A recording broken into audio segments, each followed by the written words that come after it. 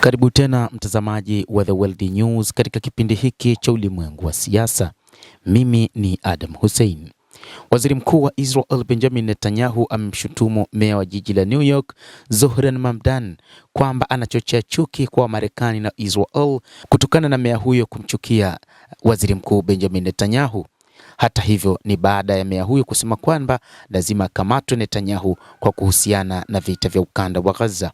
Mahakama ya Kimataifa ya Uhalifu ICC ilitoa hati kukamatwa kwa Netanyahu na aliyekuwa waziri wa ulinzi wa Israel Yoav Gallant mwezi Novemba mwaka 2024 kutokana na tuhuma za uhalifu wa kivita na uhalifu dhidi ya binadamu katika eneo hilo la Mashariki ya Kati, ikiwa ni pamoja na njia ya vita na vitendo vingine vya kikatili. Mamdan ambaye ameelezea kampeni ya kijeshi ya Israel kama mauaji ya halaiki na kumwita waziri mkuu wa Israel mhalifu wa kivita, wiki iliyopita alizitaka mamlaka za shirikisho la Marekani kutekeleza waranti hiyo ikiwa Netanyahu atazuru New York kwa mkutano mkuu wa Umoja wa Mataifa mwezi Septemba. Akizungumza na Fox News siku ya Jumapili, Netanyahu alitupilia mbali kesi ya ICC dhidi yake kama ya uongo na kusema bado angesafiri kwenda New York licha ya wito wa Mamdan kukamatwa kwake. Alimshutumu meya huyo kwa kuchochea chuki, akisema kitendo cha kutaka yeye akamatwe ni kitendo cha kuonyesha chuki kati ya Waisrael na Wamarekani.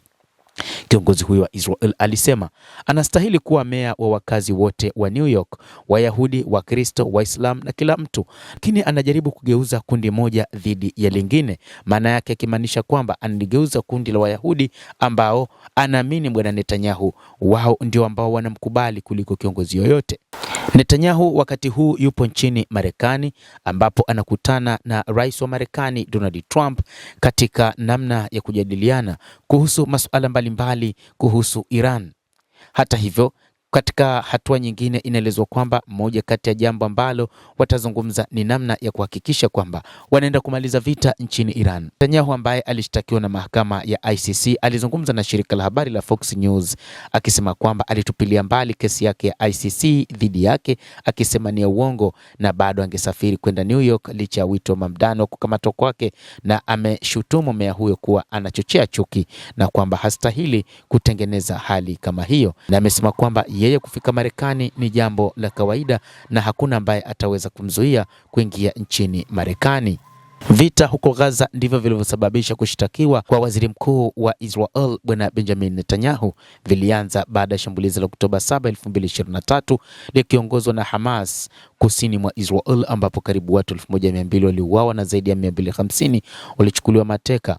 Taifa la Kiyahudi lilijibu kwa operesheni kubwa za kijeshi katika eneo hilo na limeendelea kupanua kampeni yake ardhini licha ya makubaliano kusitisha mapigano yaliyosimamiwa na Marekani pamoja na Hamas. Zaidi ya watu 73,000 ikiwa ni pamoja na zaidi ya watoto 21,000 wameuawa katika ukanda wa Gaza kulingana na mamlaka ya afya ya eneo hilo. Kampeni hiyo imeibua shutuma nyingi za kimataifa na kuchochea shutuma za mauaji ya halaiki ambayo Israel inakanusha. Endelea kutufuatilia, lakini ni kusihi usisahau kulike, usisahau kucomment, kadhalika kusubscribe channel hii upate habari hizi kwa mapana kupitia The World News. Naitwa Adam Hussein.